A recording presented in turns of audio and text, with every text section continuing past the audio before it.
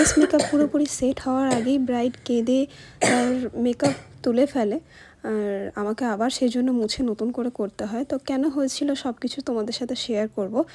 চলো ব্লগটা একদম প্রথম থেকে শুরু করি। তো দিনটা ছিল 7ই ডিসেম্বর, আর আমরা একসাথে বেরোলেও আমাদের দুজনের লোকেশান ছিল দুই জায়গায়, তাই জন্য আমরা বেরিয়ে পড়েছিলাম। অ্যান্ড আজকে আমরা যাচ্ছিলাম বাসে করে। তো সেই বাসে যেহেতু দাঁড়িয়ে যাচ্ছিলাম সেই জন্য কোনো রকম ক্লিপ বেশি নিতে পারিনি।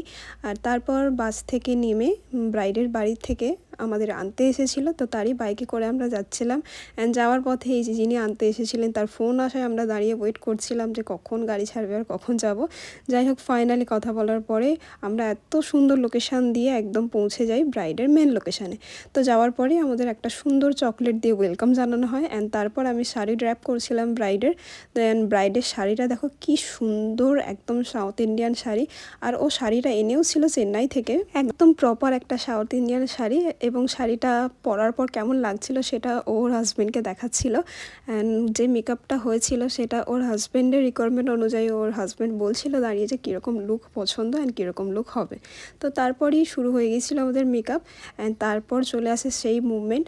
ওয়েদার, জায়গা, জল এইসব চেঞ্জ হওয়ার কারণে ব্রাইডের লেগে গিয়েছিল ঠান্ডা। অ্যান্ড সেই জন্যই আমি ক্রিম সব প্রোডাক্ট লাগিয়ে পাউডার দেওয়ার পরেই ব্রাইডের প্রচণ্ড পাউডারের গুঁড়ো লেগে কাশি শুরু হয়ে যায়, যার জন্য কেঁদে পুরোপুরি মেকআপটা উঠিয়ে ফেলে চোখের তলায়।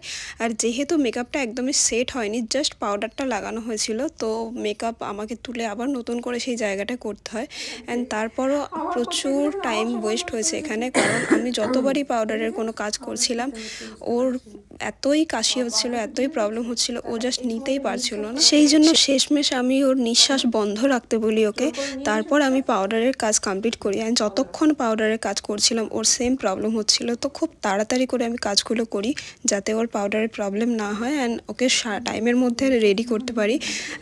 প্রত্যেকটা পাউডার, সেটা কন্ট্রোর হোক, সেটা কম্প্যাক্ট লাগানো হোক, ব্লাশ হোক, প্রত্যেকটা জিনিসে ওর এত প্রবলেম হচ্ছিল।